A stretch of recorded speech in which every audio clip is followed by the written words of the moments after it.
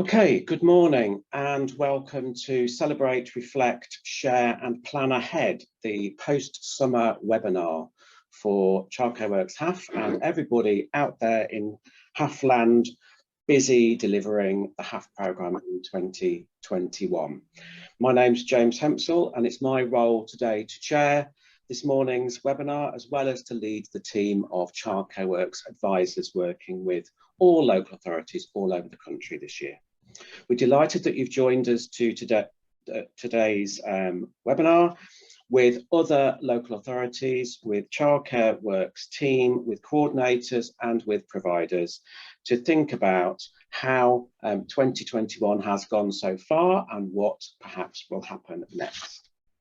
So our aims today are on the next slide. So our job today is to celebrate all the preparations and the hard work that's been achieved so far and the vast number of positive experiences and impacts made and difference for eligible children and their families.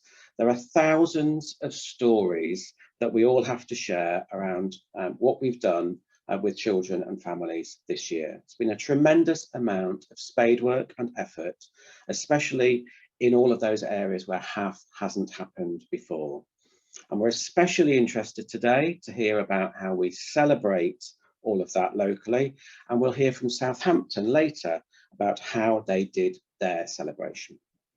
But it's also important that we reflect and that we reflect on the learning of our experience, our collective experience, the difference made and the impact made, what processes and systems worked, which ones needed tweaking or reviewing, the lessons learned, and perhaps the improvements that need to be put into place. It's important we reflect not only on our own work, but that of others, and of course the lived experiences of young people, children, and their families who have benefited from HAF 2021 so far.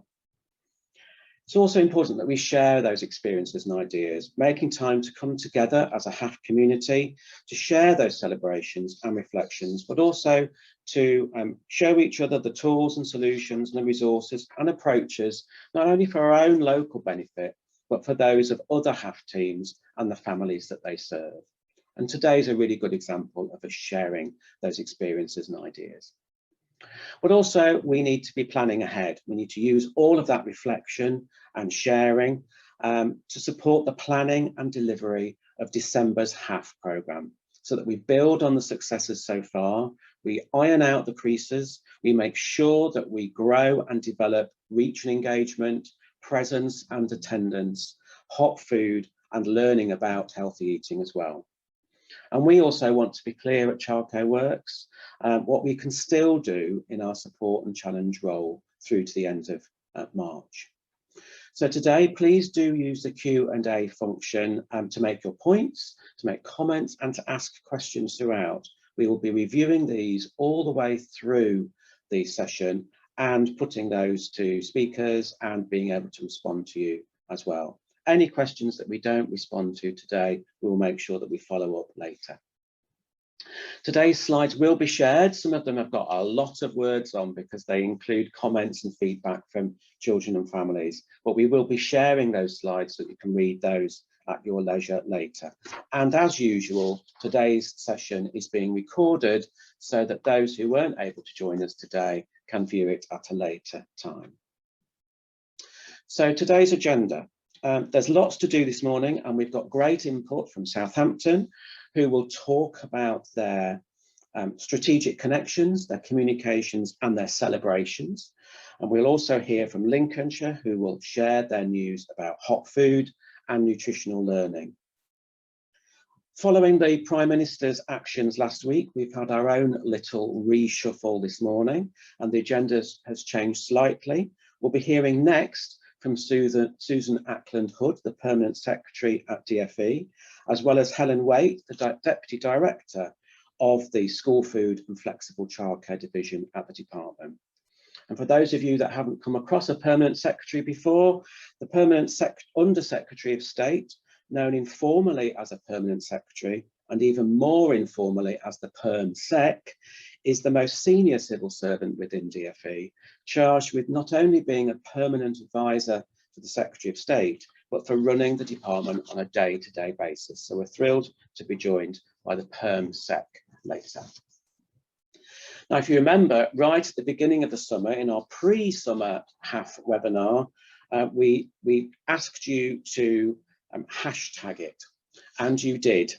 Some brilliant examples of social media, cataloguing the fantastic work that's been delivered over this summer. Shown on this slide are pictures from Lambeth, St Matthew's in Leicester, Walsall's Christmas teaser for their holiday programme at this Christmas. I couldn't include everybody in this slide, of course, so I would urge you to go onto those social media platforms and do that search for hashtag HAF 2021. There's too many fantastic postings to mention, but there were shout outs to a whole load of football clubs and other sports organisations that got involved, lots of food and activities, of course, dancing, sports and drama, pictures of many multi-agency approaches, partnership working, games, trips, visits to farms, beaches, the countryside, even archaeology. There was photography and filmmaking, horse riding, music, and lots of stories of donations and sponsorship from the wider community, of corporate organisations getting involved, and of course schools, the voluntary sector and others making up a truly extensive programme for 2021. So keep hashtagging throughout the autumn and in the lead up to Christmas, during Christmas and beyond. When it comes to lessons learned, well, we have all now had good, substantial, real and practical experience of delivering a HAF summer. We know what worked well and we know what we would like to do better. There's a great opportunity, as I'm sure you have all noticed, like us, how we've sparked so many people's interest in HAF. Interest, engagement and demands not only from children, young people and parents and their families, but also from providers and potential providers, partners and stakeholders, lead members and senior officers across local authorities. People have started to join us in HAF and realise how it can help all sorts of agendas, aims and strategies, and long may that continue across things such as food, health, obesity strategies, engagement, early identification, early intervention, SEND, crime, referral and signposting to social care, all really good news stories. So when it comes to all of that learning, all of those issues are contained within our autumn programme of bite-sized lessons learned and regional clusters, details of which are always popped in the DFE weekly newsletters. This week we have the first two sessions for the autumn for larger and for smaller local authorities, and next week we have a session on December planning and on commissioning providers. There's more to follow, and in fact next week we'll be issuing more dates for your diary, and as usual the slides and the recording links for those sessions will be shared for you in case you've not been able to join those particular sessions. And our clusters continue. So our clusters, of course, bring in all of these themes together in updates and discussions. They've begun this term already, and the first round of those is complete, with new and bigger clusters to bring increased connections between local authorities and sharing the experiences and expertise that we have. And the next round of those begins next week on the 27th of September. So during this session, as I said, do use the Q&A function, and we'll visit the questions and comments if at various points during today. If there are any questions that we don't get to, we will follow those up later, whether that be through your advisor or through the help desk, through our regional cluster meetings, or bite-sized lessons learned sessions during the autumn. Now, as I've said before, this support and challenge role that Childcare Works takes, and I'll say it again, is a considerable privilege to work alongside you all on such a good cause and such an impactful programme. Every experience that children and young people have in this programme will be a learning experience, and it will take them into their future lives, whether that be a new sport activity, art or craft or drama, making a friend for life, or cooking something new and eating it as well. All of these activities are powerful agents of change, and they have huge potential to support children's social skills and development and friendships, their physical development, skills and interests, their intellectual capability and capacity, their learning and problem solving skills, their creative and communication interests, skills and abilities, and their expressive capability and emotional resilience and well-being.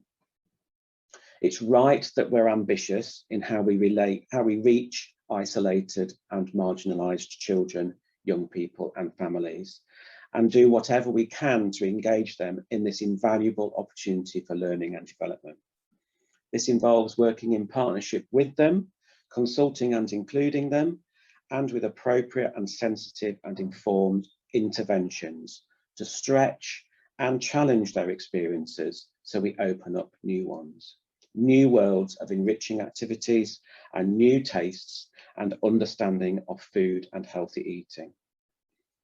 So we're joined today by Susan Ackland Hood, the Permanent Secretary, and we're thrilled she has agreed to deliver today's opening address for today's webinar and explain the changes that have happened in the department in the last week. So hopefully Susan is here, ready and waiting for us. I am. The floor is yours, Susan. Thanks very much indeed, James, and colleagues, thank you very much for having me. I should apologise to start off with for not being the Minister, Vicky Ford. As I think you probably know, we've had a government reshuffle this week, and that means many of our ministers have changed roles, and Vicky Ford has been made a minister in the Foreign, Commonwealth and Development Office. But I can tell you that one of the things that she was really sad to leave behind was the work on this programme on HAF. She's been an incredible advocate of HAF, and she spent a lot of time over the summer visiting a really large number of providers around the country. And she's also worked really hard to try and make sure that other ministers and indeed other members of Parliament noticed what was going on with HAF provision in their areas. We've now got a new ministerial team, which is headed up by Nadine Zahawi, who was appointed as the new Secretary of State for Education. And he was here in the department as Children's Minister when HAF began. He's also a huge champion of the programme. And indeed, yesterday, when we had the whole ministerial team introduce themselves to all the staff in the department, he mentioned it specifically as one of the things he was proud to have started and then to have seen flourish. And what was really encouraging, I think, was that every member of the new ministerial team nodded in recognition, and lots of them spoke afterwards about the HAF work that they'd seen in their own constituencies. Will Quince, who is our new Children and Families Minister, comes to us from the Department for Work and Pensions, has also seen firsthand some of the brilliant work that's been done. And so I know he's really excited about getting stuck into his new job, but also that he will continue to be a powerful champion of the programme. So he's sorry not to be here today. I know that Vicky actually is really sorry not to be here today, but you will see more of him as he gets himself established in the new job. Having said all of that, I'm not really here to talk about ministers. I'm here to talk about you. And mainly, I wanted to thank you for everything you've done to give so many children that best possible experience this summer. And I think that would be an important thing to have done in any year, but how very much more important it is to have done it after 18 months in which many children have had very restricted experiences, have gone through difficulty, and have had such limits placed on the things that most of us would describe when we talk about the essence of childhood and what it means to enjoy your youth and those times of freedom, learning and unconstrained. And I'd like to thank you for your completely unrelenting and brilliant dedication and hard work in implementing and delivering HAF all across the country. I want to say really clearly that we know we asked a huge amount, that we asked people to deliver at the most extraordinary pace in the middle of a pandemic. But I also want to say that you have risen absolutely magnificently to that challenge. I think the work that you've done to bring people together, to learn from each other, but also to learn from earlier iterations of the HAF programme, to keep thinking about how we can do this better and better, has been absolutely outstanding. I'd like to thank Childcare Works for the role that they've played in helping to support. But I think fundamentally this has felt like a partnership, not like something where there were teachers and learners, but something where we were supporting and enabling each other to learn together, to grow and to develop. Again, actually in the best traditions of what we want to teach children to do. I think it's been really important that everyone's been open to the fact that there were challenges, but also that everyone has built a spirit of common problem solving, of trying to overcome the challenges together in order to deliver a really successful programme. And I think it's really often true that our role as public servants is to bring people together, to catalyse, to enable, to problem solve, but always, always to keep the best possible outcomes in mind, to encounter things together in a can-do spirit. And I think everyone attending here has done that and much, much more. From the department, we've set a framework for HAF with some critical objectives. But it's clear from the many examples we've seen that you have taken that framework and gone above and beyond, thought of new ways to deliver, got the reach of the programme wider than any of us, I think, had conceived it could be, particularly in a year like this. And I think what might be obvious, but is nonetheless striking, is the hugely cross-cutting nature of the policy and delivery opportunities that have come from the delivery of HAF. The other things that it has helped to make happen. Because you've put children at the centre of what you've done, you've delivered provision that's thoughtful and meaningful. We've seen some really superb examples of inclusive provision for children with SEND, specialist provision for refugee children, for children on the edge of crime, and a huge array of provision for children of all ages that is engaging and fun, and that builds links and connections and opportunities that can exist outside the framework of the programme and outside term time, because you've prioritised in many cases the creation of partnerships and the building of links to provision that exists in the community. I think it is fantastic that some children have had swimming lessons for the first time, or learned to climb, or been away from home camping, or even been to the beach and seen the sea for the first time as a result of the HAF programme. And those experiences will live with those children forever, but they also open other opportunities and other doors. They turn something from a thing that isn't for someone like me into a thing that is for someone like me, that I can do again, that I can build on, that I know is part of my world, my frame and my experience. It's an unlocking, an opening. It's a remarkable thing to have done. I'm also hugely encouraged by the relationships that have been built with local public health teams. HAF grew originally from the notion that some children have profoundly unhealthy holidays, perhaps socially isolated, not eating well, not physically active, not engaged. And this provision tries to break that cycle by encouraging children to be physically active, to be sociable, to build their resilience, to eat good food, to learn about food and nutrition. So the role and opportunity for your local public health teams has been incredibly important. The programme also creates an opportunity to engage families for a greater focus on things like childcare sufficiency, but also to help build resilience and skill in families in a way that is non-stigmatising and fun and positive, and as I say, builds links with other provision that exists outside the holiday. And where we've done that, we've built capacity for the future, not just in our own programmes, but in children and families themselves. And that's immensely powerful too. And as I said earlier, I don't think we could have done this at a more important time. It made it really hard, but it also made it really important for people who I think needed this in some cases more than they might at other points in their life or in the kind of country's flowing experience. I'm going to stop in a minute so that there's more time for discussion and debate, but I also wanted to thank Gateshead colleagues in particular. One of the things we've done during the pandemic is try to create opportunities for people in the department to virtually visit things that normally we would try and get people out to physically visit, which was obviously a bit more difficult during the pandemic.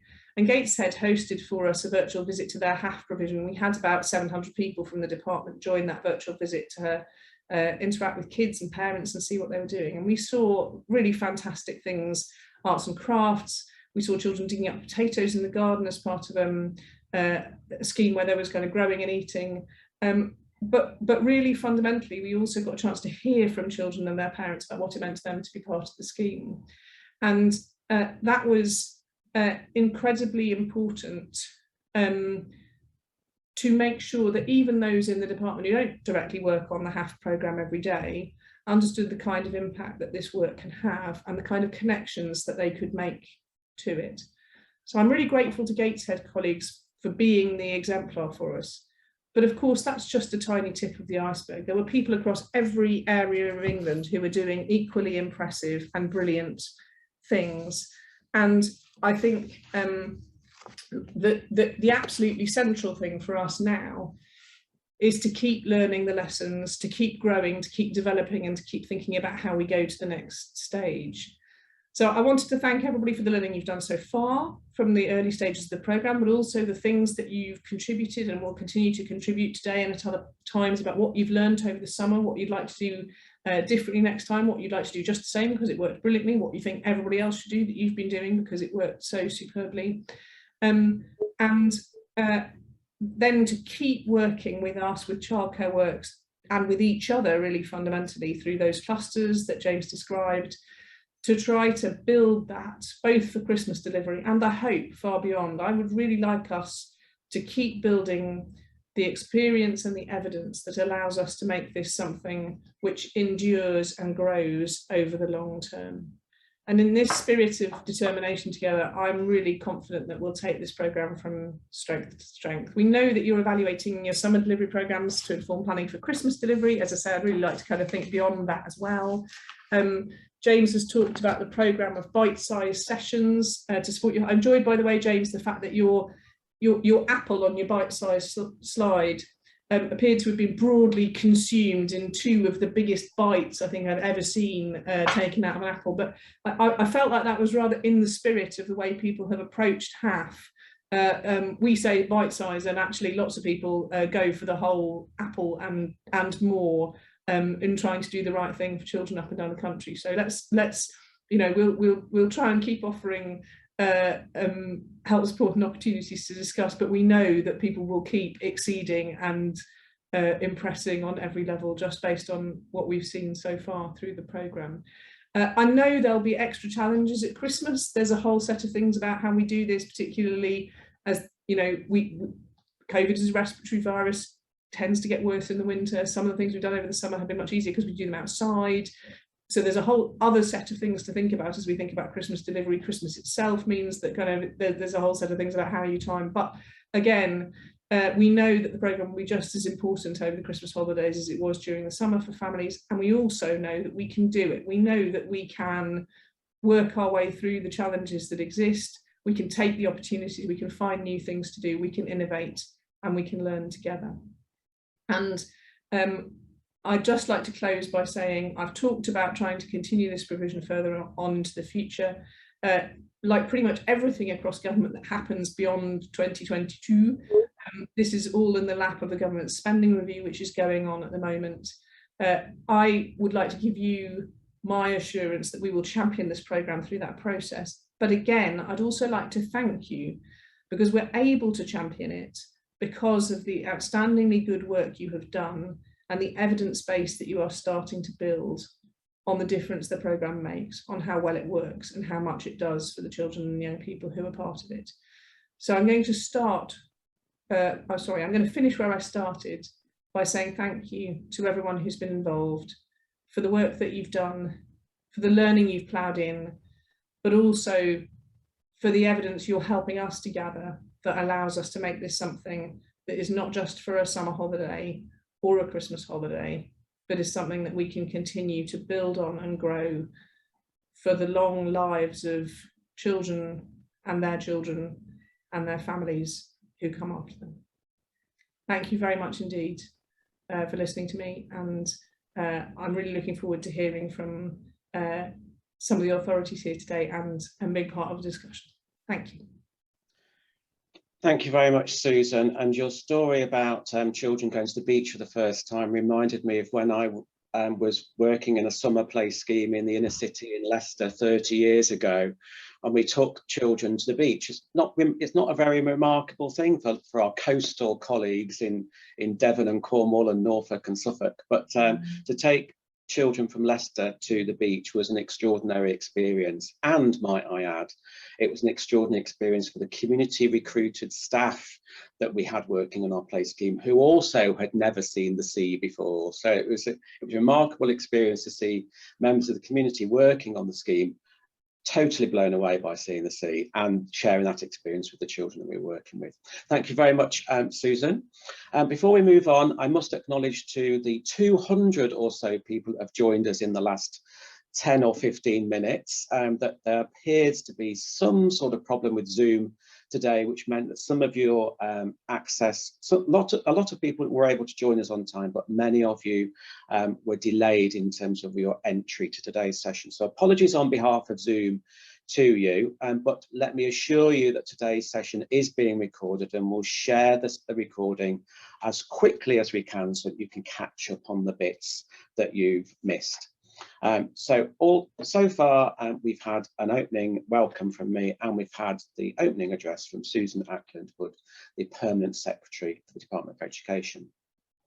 Now we need to move on to local authority case studies. I'm very pleased that we have two, one from Southampton and one from Lincolnshire. We believe at Childcare Works every local area does something well and worthy of sharing, and it's their turn today.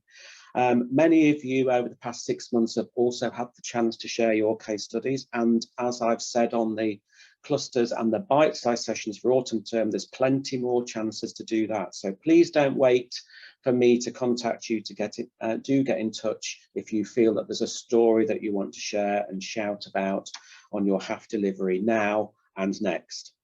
But Southampton stood out for me for two reasons, and their social media campaign has been amazing. It certainly made it to the top of my social media accounts on a daily basis and continues to do so, and it's worth taking a look if you've not already looked at the social media accounts for Southampton. And they invited me to speak at their end of summer celebration held on the last day of their summer programme. It's a fantastic event, and it demonstrated their strategic connections, how they communicated, and their celebration of what they had achieved. So we're moving now on to hear from Bryn, who is speaking from Southampton and has made it into today's session. He is waiting there. So over to you, Bryn. Thank you, James. Yes, my name is Bryn Roberts. I'm the Service Manager for Inclusion within Southampton City Council, and I oversee the HAF. I'm actually speaking from Portsmouth because I live on the dark side. For those of you who know the rivalry between Portsmouth and Southampton, that's not something that's generally shared. One quick thing, and only from the story that James talked about around beaches. Many years ago, we ran, obviously we're on the south coast, so we have a beach, we have access to everything. We had one project where we took the young people over to the Isle of Wight, which is a short stretch of water, not a problem at all. And a parent refused to let her son go on that trip based on the fact that he didn't have a passport.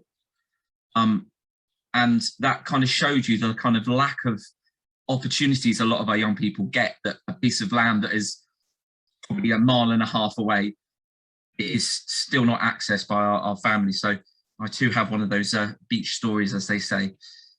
Thank you very much for listening. I'll try not to go on too much. There is a bit of a presentation. James, am I controlling it, or am I asking you to do? We will control it on your behalf. So fantastic, thank you. Next slide, please. Yeah, next slide, please. So we were asked to sort of comment on the kind of 3 areas, and hopefully 3 of the strengths for Southampton. One is around the kind of strategic links and links with our partners. Approaches to communication, which I think has been really, really good, and something we've picked up pace as the project has gone on. and something we're really proud of, not only of our project and everything, but also that we were able to really celebrate the successes. And as James referred to, our celebration event. Next slide, please. So just to give a bit of an update, or a bit of a, for those of you who don't know much about Southampton, so we're a unitary authority. We've got roughly about 256,000 people within the city.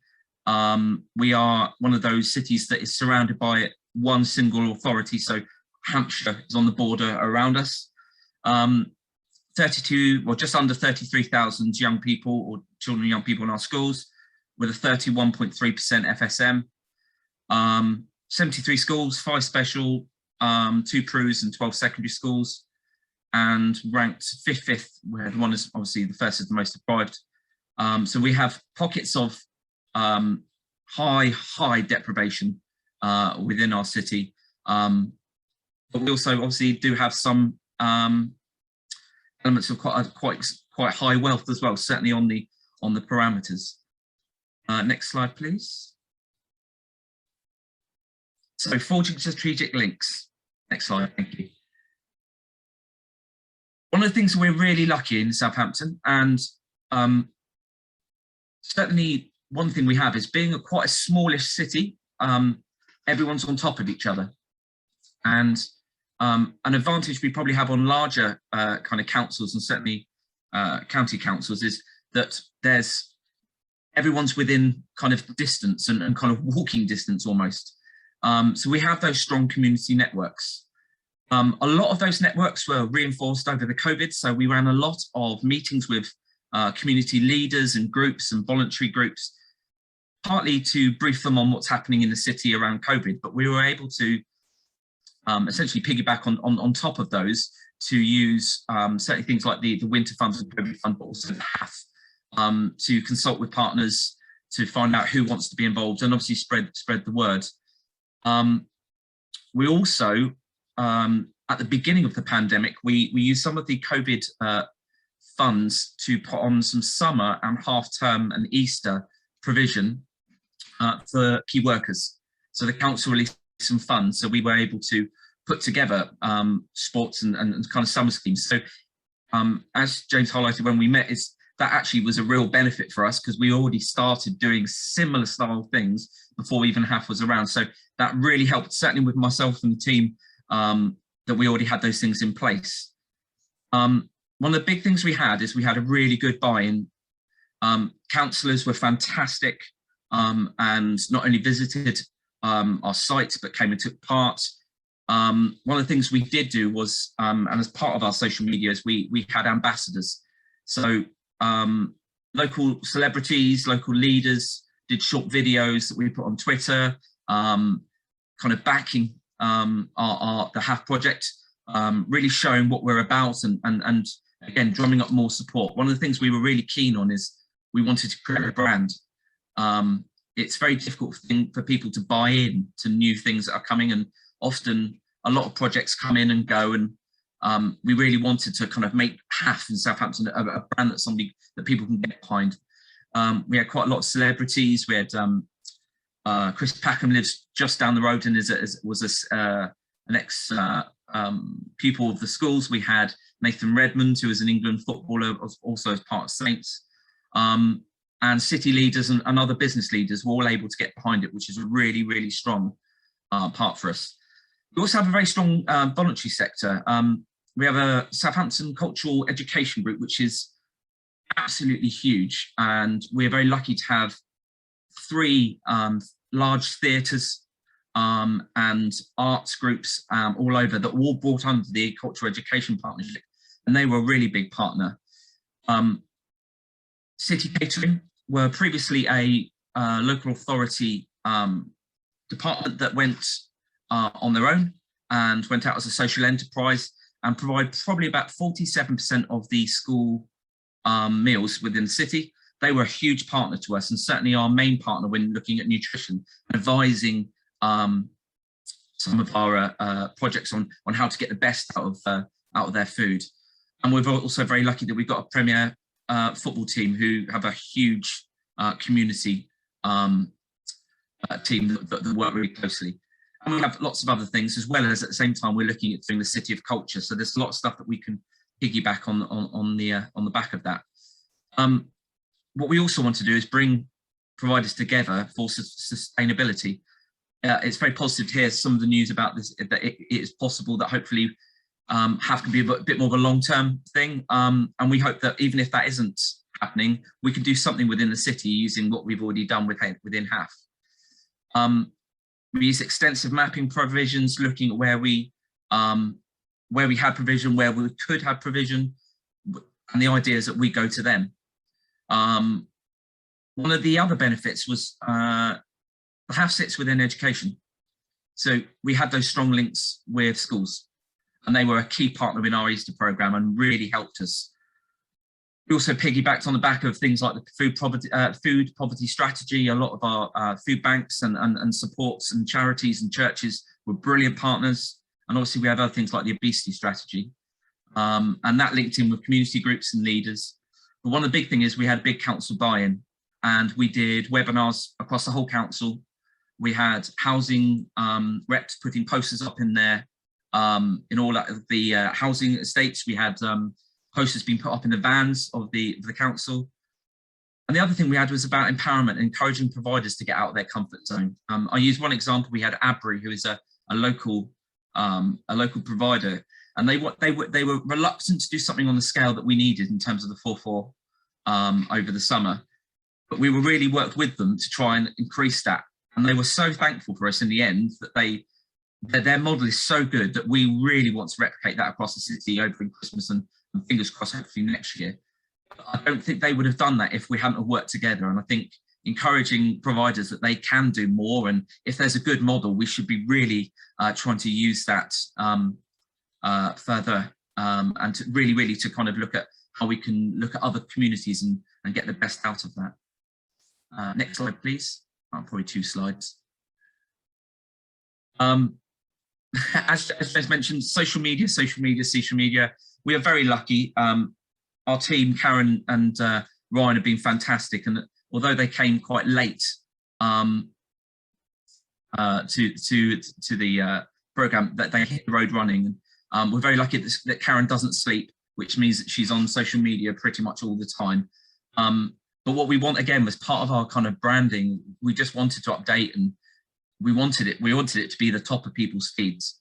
And I'm really proud of what they've done, because that's been actually huge. We have a HAF logo that we've asked all those, certainly within Children and Learning Directorate, that it will be on the bottom of all of their emails. So again, that name just comes up and up again. We have a separate website, as well as a link to obviously our Southampton City Council pages. One of the things that we have done is we commissioned a single point of contact. So we have a website with a platform where all providers are signed up. So young people and families go through one point of contact. And we have that built from scratch.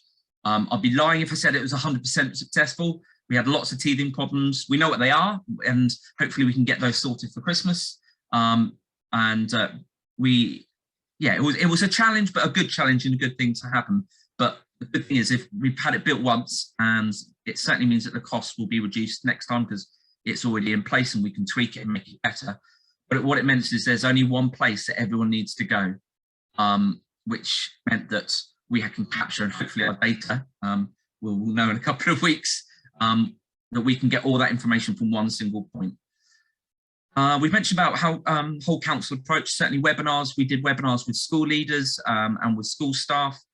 We did newsletters to schools and partners, focus groups on particular areas. And obviously one of the key things was to look at our most vulnerable. So those that are on CP and SIN and in early help, those within the youth offending service, those that are care leavers, and then making sure that those professionals around them really worked to inform them on what they had to do, could help, and we trained them on how to help their parents and families sign up. We had the comms team involved since day one, which was really helpful. We did briefings to councillors, local radio and media outlets. One of the things we did, and we did it too late, and we'll learn for next time, but we did posters and leaflets. So every single young person in the city got a leaflet and a postcard to take home from schools, and we asked schools to send out a letter giving information about signing up. So parents were able to sign up their families before it was available to sign up individual activities. So we were able to not lose too much time, that people could get signed up initially, and we could see what kind of buy-in. I think by the third day we had about 750 families sign up, so that was really, really positive. The steering groups, we had 3 essentially, in kind of different forms with kind of different frequency of meeting. We had subject leads, so we asked 3 areas. So we had the cultural education partnership that led on more of the enrichment side of things, the arts and crafts and the music, and they were our provider that kind of led the advice and guidance to other providers. We had Teslans, which is a community charity that runs run summer schemes. They were ours more around the physical and mental well-being. And then we obviously had our city catering who led on food and nutrition, so that what we could do is put all of our providers in contact. If they had problems with any of those areas, they had a subject expert that they could go to. We had an executive steering group, which was briefing with directors and councillors. And then we had providers where we met with our providers. Again, some of the things we really want to do, I think an area for improvement for us was around giving training to our providers. I think that's something that I know the team are really keen to do, and to make sure that's something we definitely need to improve on. Next 2 slides, if that's right, please, James. Oh, sorry, can you go back to 1? Beg your pardon. This was our celebration event. So what we were really keen at, and it was all Karen and Ryan, I have to say, we really wanted to end the summer on a high. We wanted to show what we had done. I don't know if colleagues had a similar experience. We found it really slow, people buying in to HAF. Sometimes within the council, but also I don't think people really knew the size and the impact. And gradually, as the summer went on and the publicity came out and everything, people started to realise actually this is something really, really worthwhile getting into, and we really wanted to celebrate that. So what we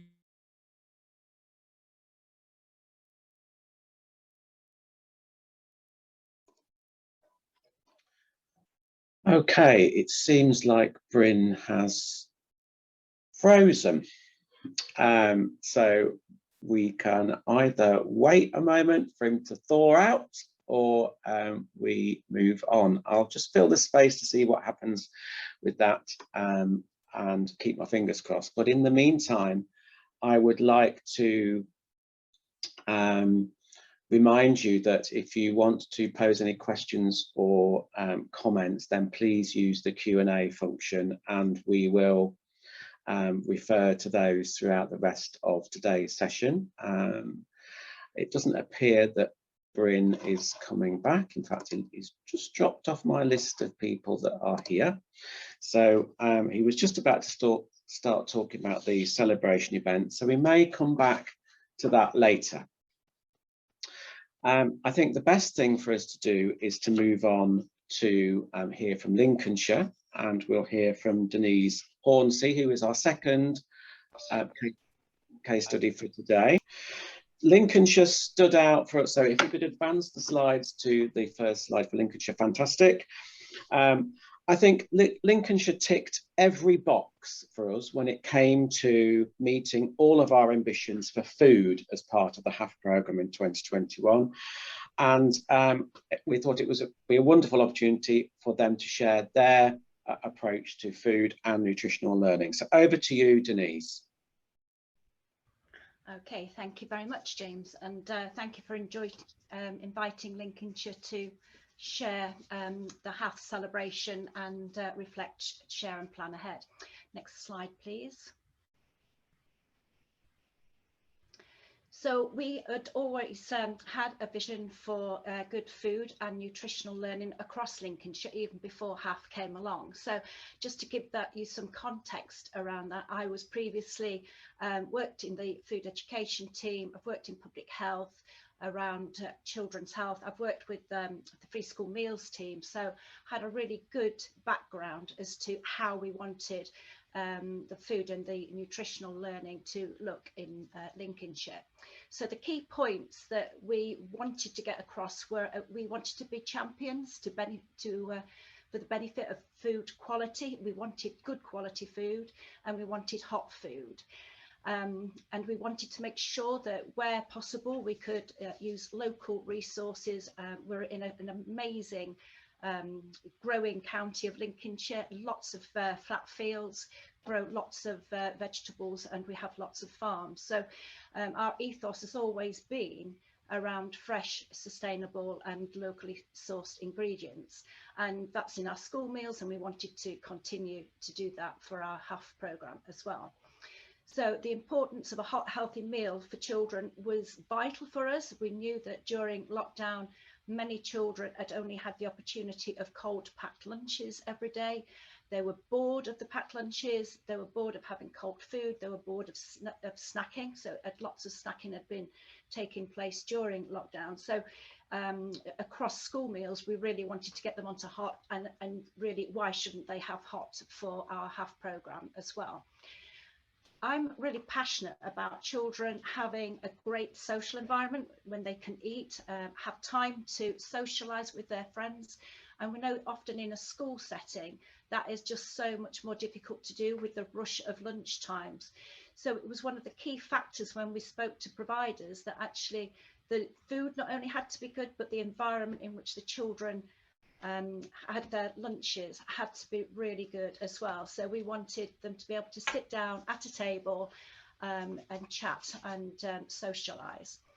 And we also wanted to provide opportunities for children to experience different food groups. And I think if we go back to the lockdown, children had kind of gone back to sandwiches and not much else from pack-ups from school.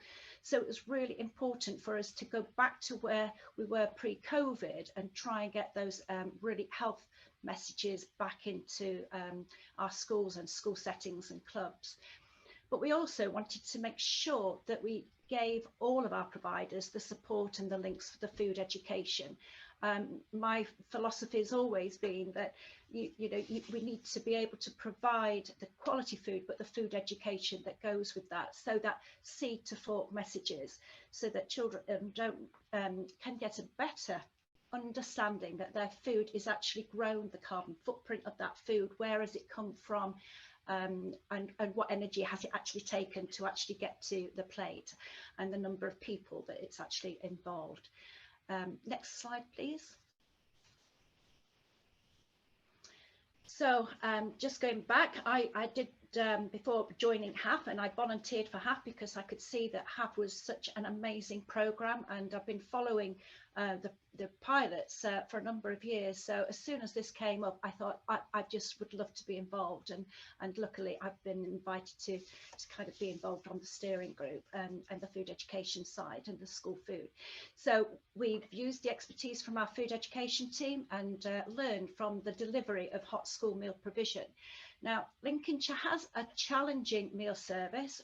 Very few of our primary schools have their own kitchens.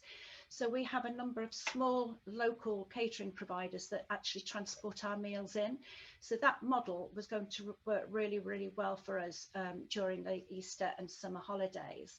So we work very, very closely with our caterers on school food compliant menus, and that's historic. That's not something that we've just started to do. That we've had our own certification scheme for a number of years because we could see that the quality of food was deteriorating, and we were moving away from the school food standards. And it was a public health initiative that we wanted to kind of bring the caterers and the schools to try and help them to get that school food compliance. It's a really important part of children learning what is good food and why is it important to have school food compliant menus. But really importantly as well, that we wanted to provide a level playing field. And this is something that our schools and caterers have asked us for a number of years, that if one one particular company is going to supply school food compliant menus, then everybody should be doing it. So really that is what we wanted to make sure that we did for the HAF programme too. So we could then have a little bit of control over the ingredient spend and labour costs, but also it would ensure that we could assure ourselves around the quality and the fact that the food being provided was school food compliant. Next slide, please.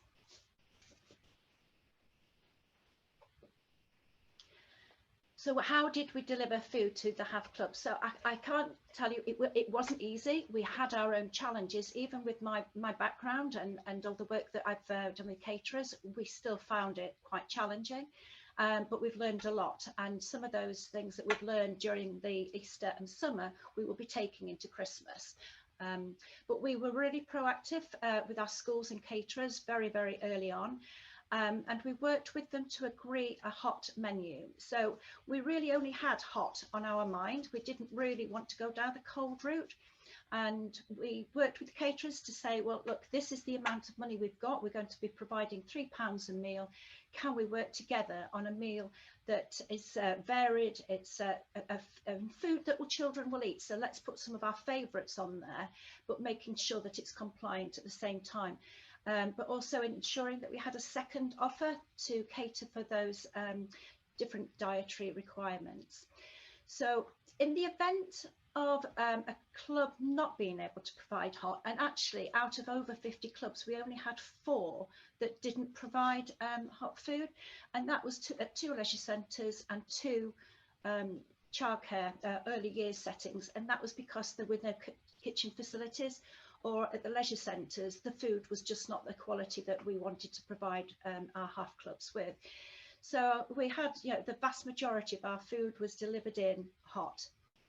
We agreed a price of £3, and that included delivery and washing up. So we really were very, very grateful to our catering providers, because they really helped to make sure that this was successful, and without them, it would have been very much more challenging.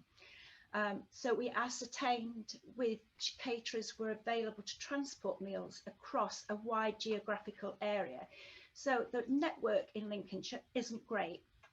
We don't have motorways. It's, you know, little roads, often very, very busy in the summer months, especially on our coastal roads, because people come to areas like Skegness for holidays. So we knew that we had a challenge with the traffic.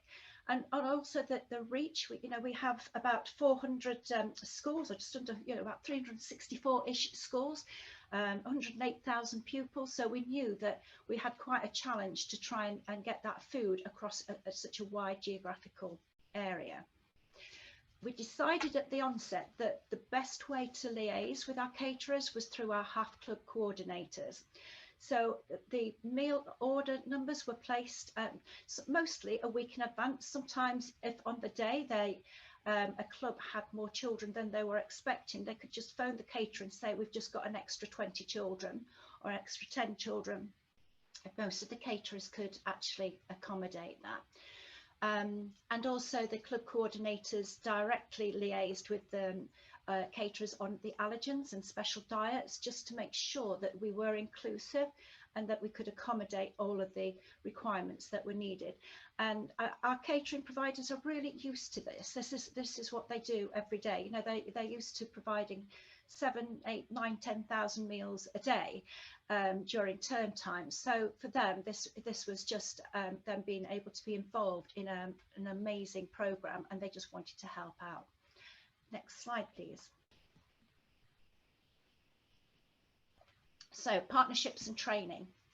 One of the most successful things that we organised was through the Lincolnshire Co-op, which is a local supermarket that kindly offered £50 worth of fruit and vegetables to every single HAF club that we run.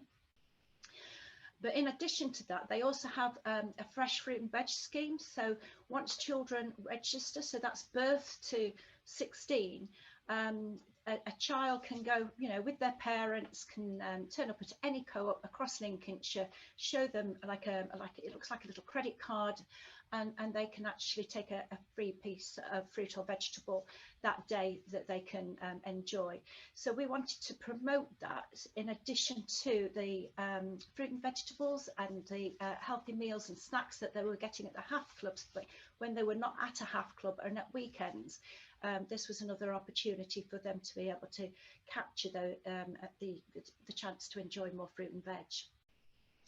We very much liaised with food banks and larders, and I can remember giving workshops on the value of HAF and how they could work with us, and I've got to say they were absolutely amazing, and they provided additional food and fruit and vegetables as well as recipe cards which children could then take home. We needed some support on some online resources, especially for Easter in the event that everything went virtual, and Funky Foods provided us with some amazing online resources and cook-alongs. And when we realised and worked together with them what their cook-alongs were going to be, we tried to make sure that if we had sausages and mash and vegetables, that there was actually a cook-along that our clubs could actually see, so that the children could really understand that sausages just don't appear on your plate, but actually how they're cooked, and there was some kind of learning around where does your meat products come from. So most of our clubs provided children with an activity and food journal, so that parents could actually see what their children had been participating in. And I think what I'd come across was that so many families and parents said, I didn't realise that they would eat that, they don't get the chance to eat that at home, or I never thought that they would eat that. So we're really grateful that in the HAF Club that we've had the opportunity for children to try a greater variety of food groups. We also provided all of our clubs with school food standards training, and we really talked to them quite a lot about our expectations, which are high, around a pleasant dining environment and experience. So we wanted to make sure that children not only enjoyed the food, but actually enjoyed the experience of sitting down and giving them plenty of time to eat that food. So those children that were a bit slow or needed a little bit more encouragement, they had that time. And all of our HAF clubs, we really emphasised that we wanted them to sit with our children. There was extra food available so that they could talk about what they were eating, share that dining experience. And that what we felt was part of the education learning. And if a child wasn't eating their vegetables, say, why not? Have you just tried a little bit? What is it about broccoli you don't like? So it was a really important part of our strategy to make sure that the school food standards training was shared across all of our settings. Next slide, please. So some of the challenges we had to overcome, so our transported meal service, so we had to take into account food safety and providing a menu which would travel. So we know from experience that some foods just do not travel well, and that really takes some skill from our caterers to make sure that they provide that food that it's, so in some cases, like a typical example is pasta that's slightly undercooked, so that once it's actually put in the tins and delivered, that is just absolutely how it should be and isn't a soggy mess. When we were looking at economies of scale, we felt that we had to provide our caterers with some financial integrity. So for our small clubs, we said, well, we want you to deliver a minimum of 30 meals to that club, and that's for their integrity, financial integrity, but also for food safety. And most gastronome tins hold about 30 portions, so we knew that the heat would be kept in the hot boxes, and that it would be easy to serve, and that we knew that there would be spare for our HAF club coordinators to actually enjoy that food too. So some of the other challenges were around fussy eating, and I kept my eye on this, and I had lots of phone calls with all of the providers as well as the HAF club coordinators, and we did have some fussy eaters. But what is really interesting, and what we expected, was the more a child attended more sessions at a club and the more variety of food that they had access to, those children became less fussy and there was less waste. So I think it's really important that we get across that children need the opportunity to try lots of foods in order for them to be exposed to those foods, to try them, not to be wary of them. And if they're not getting them in a home environment, then really it's our duty to make sure that they're actually getting them within a school setting, and certainly for us within the HAF setting. We'd already heard back from schools that children were lacking in some of those social skills.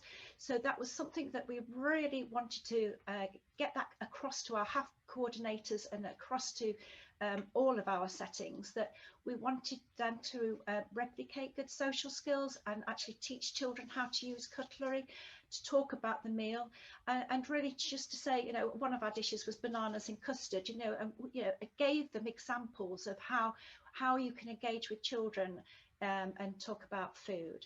Next slide, please. So this is a quick picture of some of our children trying strawberries for the first time. And we were amazed that, yeah, children hadn't tried kiwi. They didn't know what a kiwi was. And we'd asked some clubs if they would just keep the skin on, because, you know, a lot of vitamin C is in the skin. And I'd noticed that this particular club they'd just sliced it through. Children ate it.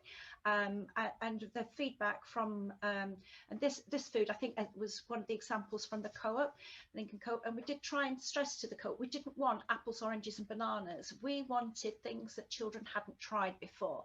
So that was mangoes, fresh pineapple, avocados, mange tout, petit pois, all sorts of fruit and vegetables that children wouldn't necessarily have access to. And I've got to say, the Lincolnshire Co-op were amazing, and some of the best feedback we've had has been around children cooking and learning about food. Next slide, please. So I know some of these words are slides are very wordy, but I think I've delivered family learning sessions. I've delivered cooking sessions, and it's always one of those activities that children absolutely love. And it was some of the feedback that we received at Easter was, please don't take the cooking away. That is one of the activities that children enjoyed the most. So, and these are just some of the quotes from children that, you know, they couldn't believe that they actually got to cook. You know, many children still don't have the opportunity to do that within a school setting. Children absolutely loved it, and the best thing was that if they cooked it, that they actually tried it, or in some cases they prepared something and then it was taken home to cook. And I've got a quote here: never tried strawberries before, they're really nice and juicy. And we've had quite a lot of reports that children that are on benefit-free school meals have taken in packed lunches, and as a result of the HAF programme, more children are now accessing hot dinners, which for me is an absolute bonus. Next slide, please.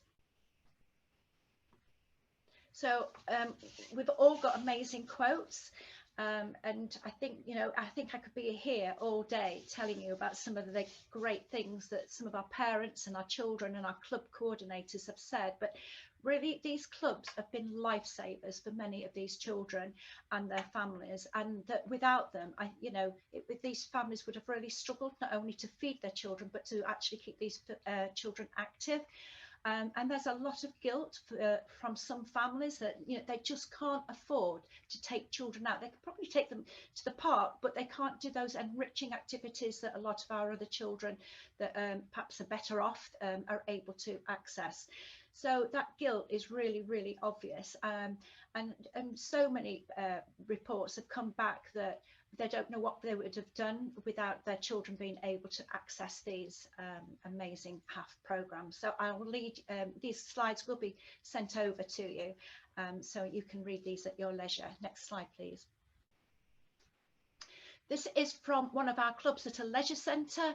And actually we had this particular leisure centre, the feedback was so great from some of the parents that some of the parents said, oh, I wish we could have HAF clubs on at weekends, because the children were coming home tired, they were eating more different ranges of food, they were not on their Xbox, they were happier, they were sleeping better. And this kind of jogged something in the leisure centre manager, and he said, well, we could open up the swimming sessions to all of our HAF programme all of our HAF families, so come along and you can have a free session of swimming if you've attended the HAF programme. And you know, for some children it was the first time they'd ever been swimming. So yeah, so these HAF programmes do have a real positive knock-on effect. Next slide, please. So yeah, it's just some feedback from schools. I think one of the things I was most interested in, what is the impact when children go back to school in September? And with the feedback we are receiving is that children are much more engaged. For those children that have attended HAF, and the more clubs they attended, so the more sessions they attended, I think the impact has been amazing. So this is from a head teacher, this top quote: "We hope you can continue to support us with valuable clubs which have made a huge impact, not only offering opportunities for children to have new experiences and develop an awareness of healthy living, but also how it has aided their transition back into school." Now that is an absolute positive, and if we can replicate that at scale across the country, just think what we can do for the life chances of these children. And also another school, the bottom quote, which was really awe-inspiring. The head teacher reported back that they were able to reach some of their most difficult families. So feedback from the children and families was exceptional. Wonderful relationships and friendships were built, and the children had a fantastic time. And we were able to develop really good relationships with some of our most hard to reach families, which have had a positive effect at the start of term. And some of those relationships were based up on around food and inviting parents in to some of those food workshops. So there's some really powerful feedback there. Next slide, please. So I thought this was fun because children were making a smoothie with some of the contents from the co-op food box. So the surprise on the children, I just love the photograph. Next slide, please. So some wow moments. I wanted to concentrate on fish, because in school food, trying to get children to eat oily fish is one of the most challenging things. And so I tried to get across in some of our workshop sessions, can we get the knowledge of fish? And that came about as a result of our Easter pilot, and a teenager just didn't know anything about fish, but learned the journey of a salmon, and he cooked it. And actually, although he said he didn't like it, he ate it, and actually he then cooked that salmon dish until his parents were sick of eating salmon. But you know, these are some of the wow moments that we've had. That a 10-year-old boy that went fishing as part of one of the HAF programs is now going fishing with his granddad most weekends, and not in the house on the Xbox. And when I visited quite a lot of the HAF clubs, and some of the things that the children were telling me, if they were not in attendance at a HAF club, that they would either be on their Xbox, they would be in bed, or they would probably be watching TV. So for some of these children to kind of share these moments and actually it expanded into other things is great. Another really important part was one school reported that they were working with FareShare and have been for quite some time, high levels of deprivation, but the thing that the parents were not taking were the tins of chickpeas. So on the summer HAF programme, they decided to make lots and lots of hummus. Not all the children liked it, but they put it in tubs so that they could take it home, and sent the recipe home so that parents would actually know what to do with the chickpeas. So many children have reported that this has been their best summer ever, and they wish that it could continue forever.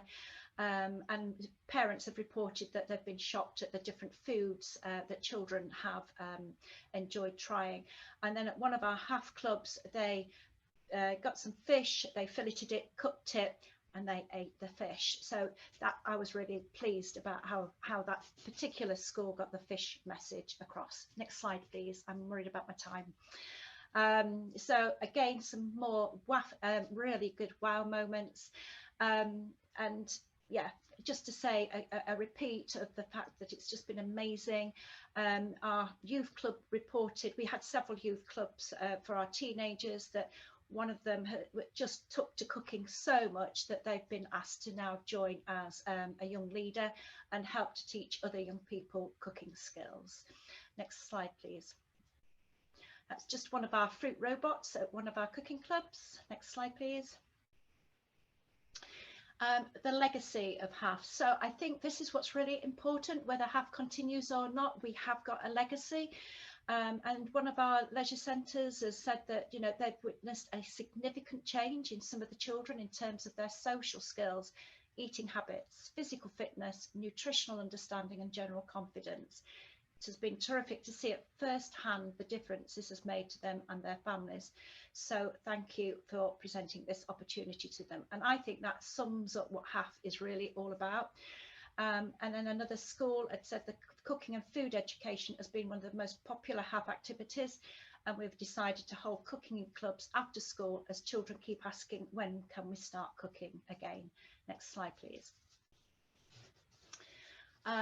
And one of our nursery managers, high deprivation levels in 3 of the 4 clubs that she operated, and she's going to review how she teaches food education in all of her settings and actually set up some cooking clubs, probably after school and some on a Saturday morning.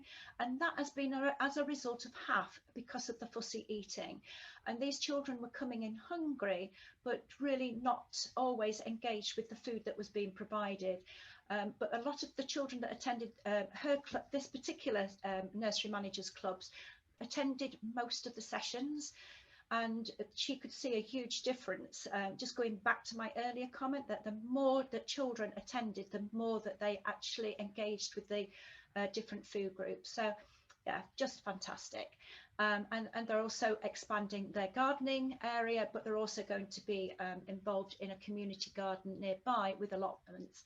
And a key message I think that we thought would be really important for other local authorities, they're going to implement a walking bus, so that some settings they need to actually go and collect the children from the parents, and in some areas that these clubs have taken place, that, you know, these managers have said, well, we'll have a walking bus, we'll collect the children from their homes and take them to our HAF club.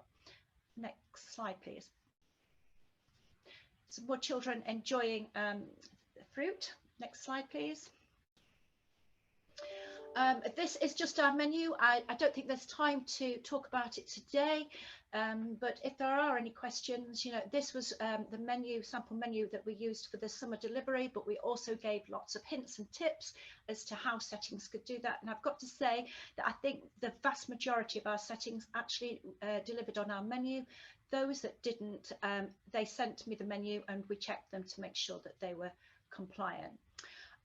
Thank you very much. It's been an amazing pleasure to share what we do in Lincolnshire, and I hope it's been useful. Thank you, Denise, and on behalf of everybody here, I'm sure they found that very thorough and inspiring. And there are 1 or 2 questions, not too many questions on the Q&A at the moment, but it struck me that our impact on the take up of free school meals and children being prepared to eat free school meals could be really transformational through HAF. And it also strikes me that we could and should be using all of our quotes. We should be sharing those quotes of the impact across every local authority. I think those are wonderful quotes and very extensive ones from Lincolnshire, but I think, you know, everybody can use those quotes. I know I'll certainly be using a few bits of them. Okay, in the interest of time, we do need, so thank you very much, Denise. In the interest of time, we do need to return back to Bryn, and a short, please, Bryn, overview of your celebration would be wonderful. Sophian's going to bring the slide up. Fantastic. There we go. And then we'll hear from Helen Waite. There's not loads of questions, so if we run out of time for questions today, I will make sure the questions are all answered in the cluster meeting starting next week. So over to you, Bryn, for your final bit. Thank you, James, and apologies, everyone. Usual internet problems, I'm afraid. So yes, as I was saying before I disappeared, we had our celebration success event. We had obviously some community leaders, obviously like the mayor.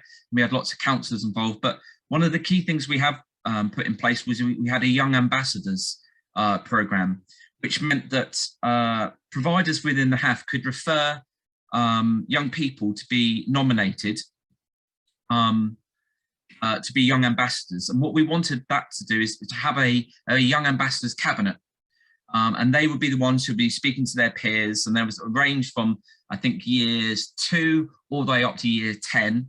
And the idea, we would meet with them all the way through the autumn term, and that would shape some of the things we do at Christmas. And part of this was to celebrate their involvement and and to thank them for being part of the HAF.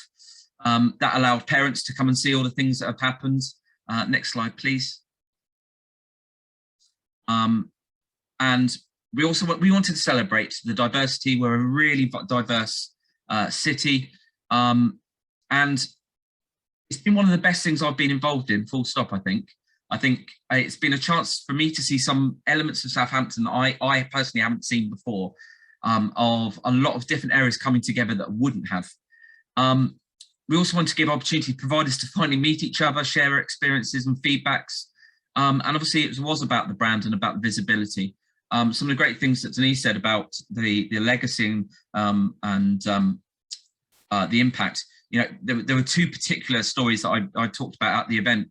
One was around a family there was a single mum who had 3 children, all with EHCPs, all accessing special schools.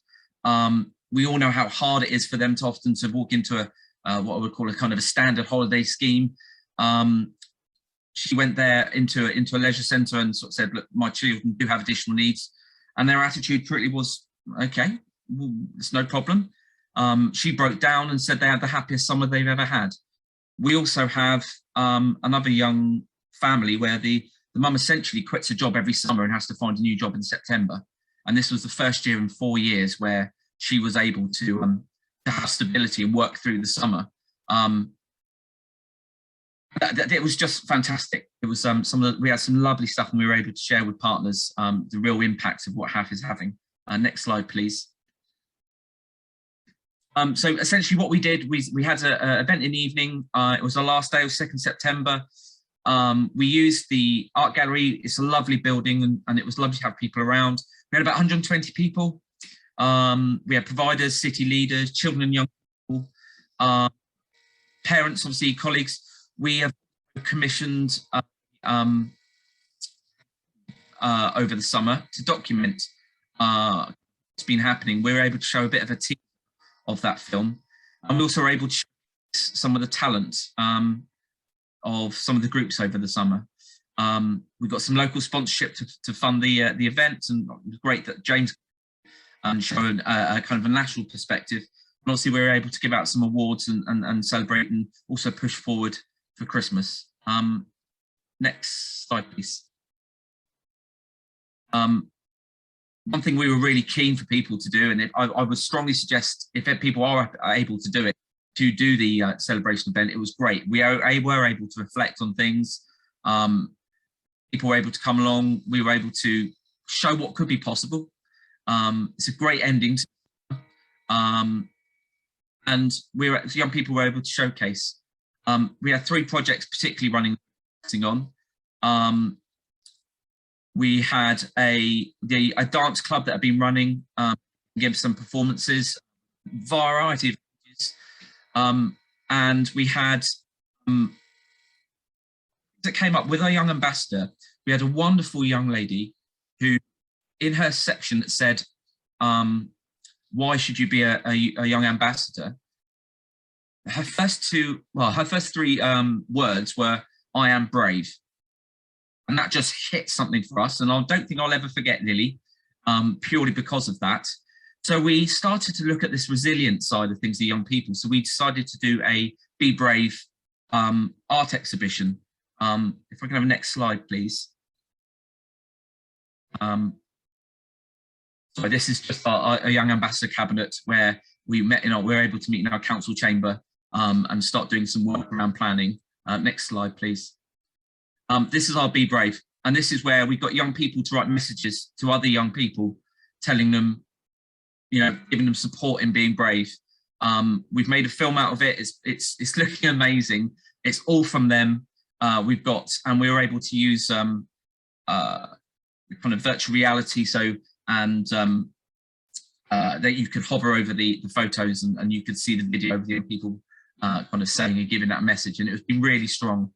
And we've had lots of other kind of art exhibitions that we were able to put up as well. So it was a real positive for us. It was a lovely ending, and it enabled us to really sit back and go, wow, we've achieved a lot. And it was a nice case to showcase what the team have done, because they did absolutely fantastic.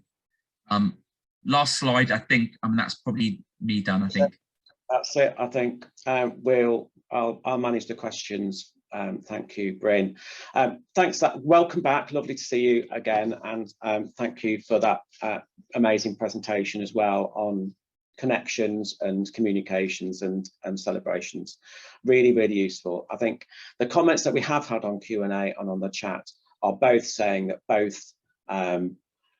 both case studies from Southampton and Lincolnshire have been very inspiring, and I would totally agree with that, so thank you. As I said, I'm going to postpone the answering of the questions to the clusters. I was saying that clusters start next week. In fact, they start the week beginning the 4th of October, but we will respond to those questions as a matter of priority. But I do want to give you a few notices before I hand over to Helen Waite for the closing remarks.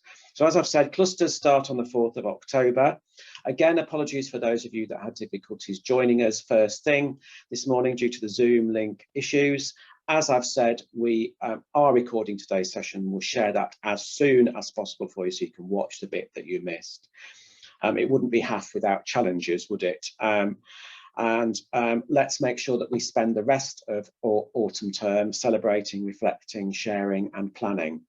But I would like to hand over now to Helen Waite, who's the Deputy Director of the School Food and Flexible Childcare Division at the department, for some closing remarks. Thank you, Helen. Thanks very much, James, and it's been lovely to be here this morning and hear those fantastic presentations.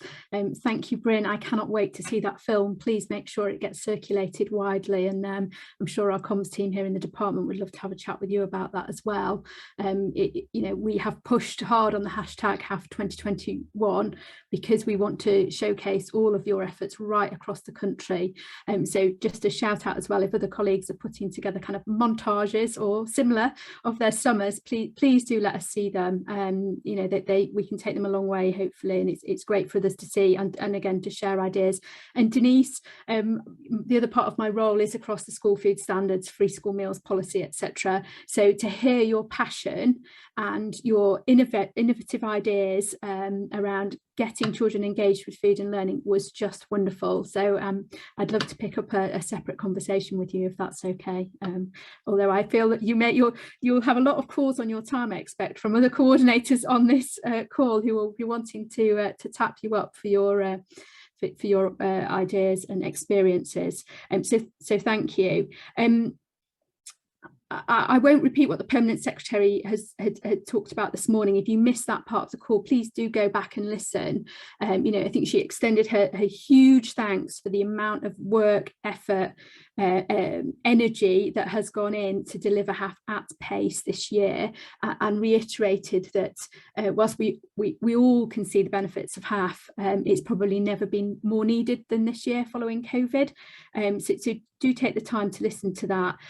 She also talked about, whilst we haven't quite, we are not in a place to be able to confirm what will happen after this year. Every single department is having its budgets reviewed by the Treasury at the moment through the spending review process. She reiterated our position is that we are championing HAF through that process. We are putting together a case for HAF to continue, and we will of course keep in touch with you on that, and we know that you are desperate to hear so that you can get planning and get ahead for next year. So we're not sat on our laurels, we're not sat on our hands with that matter. I think one flag that the Permanent Secretary also gave was the importance of you building evidence bases, thinking about where you are impacting, and we've heard some wonderful stories, and stories will take us a long way, but also thinking about how you're putting your own analysis and evidence around your own delivery. We've seen a real variety in the way that you've delivered, and that's great for us to see and for us to keep sharing that, so we can continually kind of edge and build forward. I can only see that if we get funding going forward for HAF, that it will just snowball in terms of its reach as you build those relationships, as you build those partners, as you get those corporate organisations to get behind you. As you work with supermarkets, I've heard some wonderful examples when I do dipstick calls with HAF coordinators, and I know there's a number of you on the call today, which I've spoken to individually about what's going on, and I love to hear the kind of variety and the approach. But a number of you have referenced where you've managed to secure local supermarket arrangements, which has been fabulous. Thanks to Emma and in Sheffield, and Audrey in Street Games in Birmingham. I had wonderful visits this summer. Great to kind of get out, feel it, see it for myself, see those happy faces, and see a good mix of delivery. All in all, I think my team got out on 32 visits this summer. So we have it's been great to come together, and actually within my own team we had our own little celebration of HAF just last week, actually, where we came together as a team and reflected on what we'd seen and what we've done and the journey that we've been on, and how we continue to kind of support and work with you during the autumn. And I hope that comes through from my team and through our partnership with Childcare Works as well. So just briefly, I'm conscious we're about to run out of time, just looking ahead. So I just want to thank the vast majority of you that responded to our September survey. Us gathering that intel at this moment is really critical. It really gives us an insight on numbers and reach and what is going on. So thank you. I know you're busy, and I know some of you probably wanted to take a bit of a breather actually after a busy summer, but thank you for those of you that took the time to return that, and that's the vast majority of you. That is great.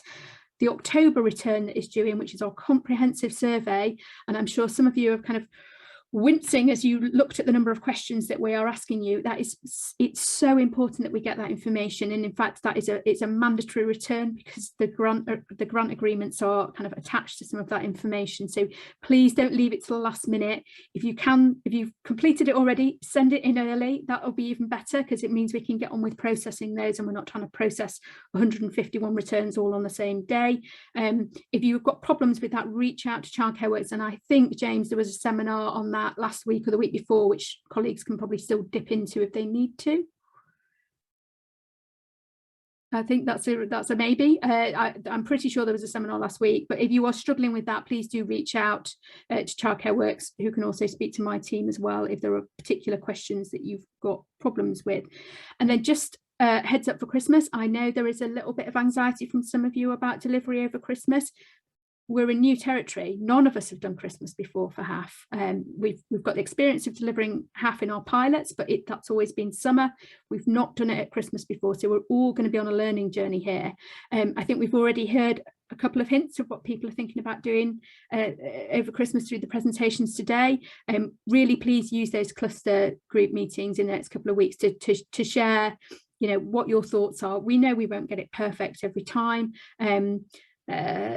But think about what you can do. Think about the opportunity that Christmas brings. I think we were on a call, my team were on a call yesterday with our advisory group, and there was a wonderful story of talking about in the past where they've run similar things and got pantomimes involved, etc., etc. So lots of scope to think creatively, and we'll love to hear your stories about delivery at Christmas, and keep using that hashtag as well. I won't say any more, James. Just looking at my watch. Yes, 1 minute over, so I'll stop there. But thanks again, everybody. It's been a wonderful thing to be part of. Thanks, Helen. And yes, last week's event was a Q&A on the data return, and it wasn't a recorded session. So if anybody didn't attend that and wants some clarification on that, we're here for that individual clarification if people want any questions and queries on that. Thank you, Helen. Thank you, Denise and Bryn and Susan as well for your inputs. Some fantastic time invested on hearing from those two local authority experiences. I know there'll be lots of connections and similarities, but some inspirational nuggets as well.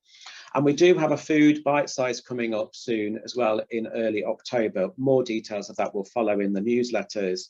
And I'm sure that will take the opportunity to drill down a little bit more detail of all those amazing things that Denise was talking about earlier across other different examples. Brilliant. Time is against us. We've had all sorts of challenges this morning and we've made it through. The good news is that there's no evaluation, formal evaluation of today. So if you do want to make a comment about today's webinar, then do take a moment to pop that in the Q&A or the chat function of today's Zoom, or just drop us a line. We'd be very pleased to hear from you about things you thought that went well and things that we could do better for you, or things that you'd like us to do in the future. So that's it. In the pre-summer webinar, we were looking ahead to thinking what the summer might be, and it seemed like a huge challenge and anxiety-provoking programme. We made it. We did a tremendous job delivering on HAF in 2021. We've all got that collective experience now, which is amazing to have in our toolboxes. But now is the time for us to celebrate that, to reflect on all the things that we've learned and to share those experiences so that we can plan ahead for December. And hopefully, I think everybody's got all our fingers crossed for the comprehensive spending review for a future for HAF that extends beyond that. Thanks very much and have a great rest of the day, everyone. Goodbye.